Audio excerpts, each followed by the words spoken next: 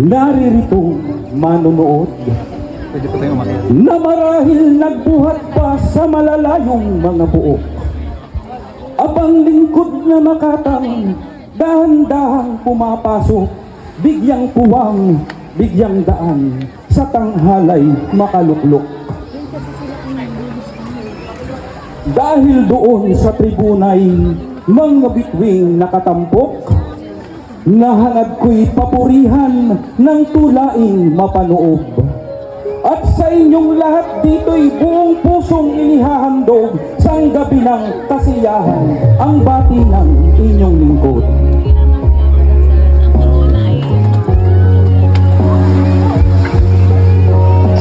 Ngayong ako'y nakaakyat, ang tanghalay narating na. Bago ko po pasimulan ang layon ko't ninanasa, sa lahat ng naririto, nais munang pakilala, sino nga ba ang makatang kaharap nyo ay sino ba?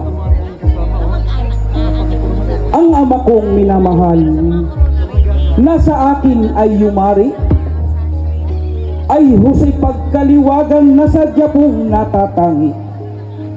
Pagkat siya'y isang bantog na makata nitong lahi, na siya kong naging guro sa pagbigkas at paghabit. Sa larangan ng pagtula, sa isip ko't pakiwari, akong ito ay prinsipe, ang tatay ko ang siyang hari. Sa kanya pong papilita, ngalan niya yang tanging-tangi, subalit po sa marami, si Pipitong mananahi.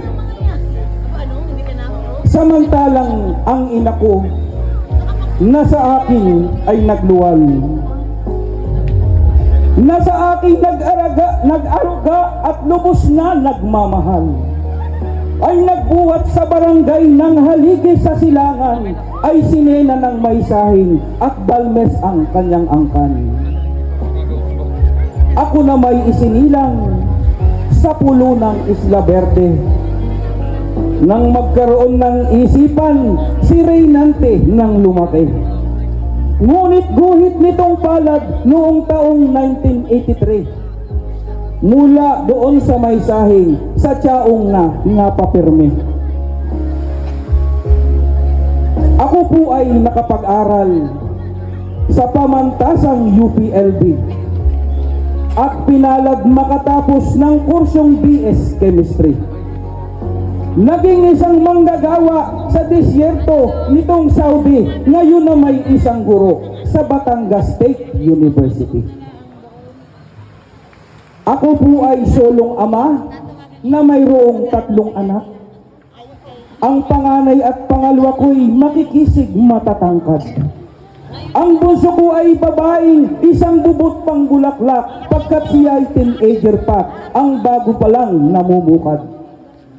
Yan po itong pagkatao ng makatang isang hamak na ang tanging kayamanay pagtuturo mga anak. Matapos makapagpakilala, abang lingkod niyong makata, akin na pong lilingilin ang tungkuling nakatakda. Ngunit bago pa simulan, ako'y mayroong paunawa sa anumang makayanan. Kayo na po ang bahala. Sadya lamang di ko kayang tanggihan ang pakiusap, pagkat sadyang ang oras ko'y madalang ang libreng silat. Ngunit dahil ang pagtulay butot balat, ang bago ko kaya naman ngayon ako'y naririto sa inyong harap.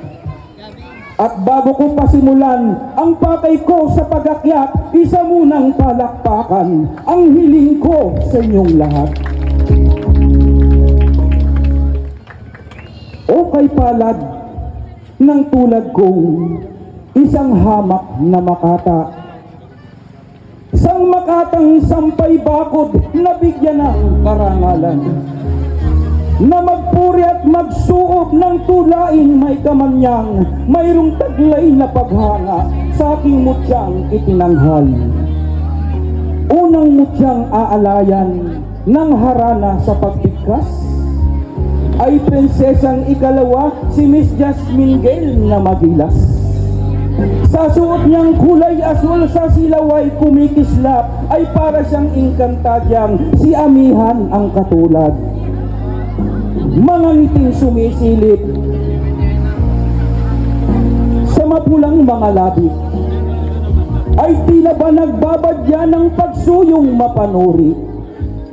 Sa tulad kong kay tagal nang nalulugmok sa pighati, himala kong masasabi, ito'y gamot na pumawi.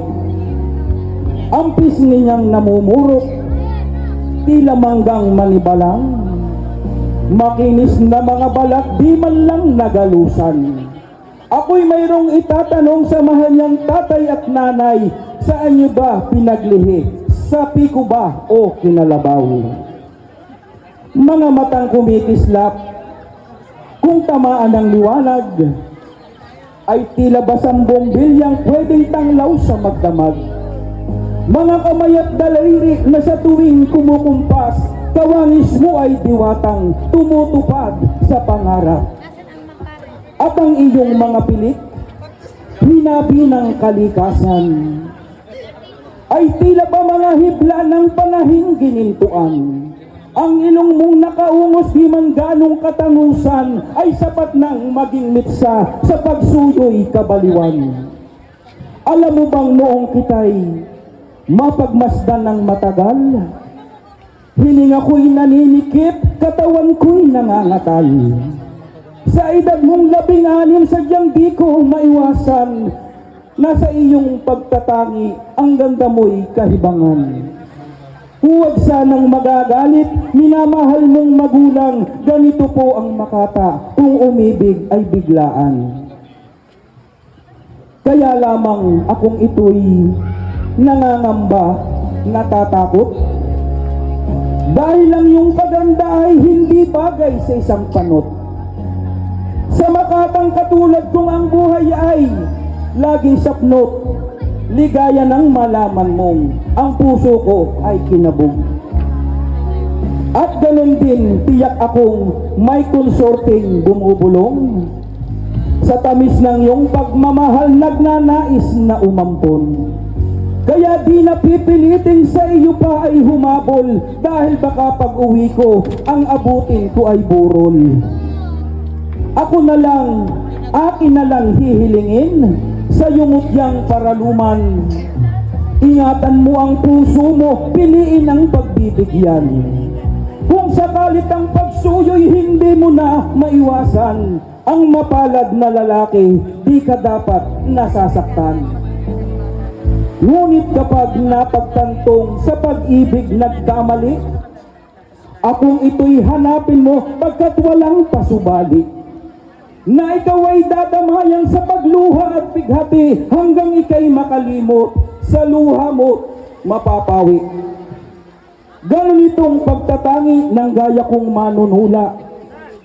Ang lahat ay nakahandang ialay sa minumutya. Masaktan man sa pag-ibig, malunod man sa pagluha, hindi magbabago sa pag-ibig na sinanla. Ganun pa man aking mutya, o prinsesang ikalawa, ikaw muna'y lilisanin kahit puso'y nagdurusa. Tadhana ng ating pusong hanggang dito lang magsasama, dahil ating mga MC kanina pa nakamata. Pagkat sa sandaling ito, 3 oras ay ganap na, korona ay ipuputong sa prinsesang unang dama. Maraming salamat.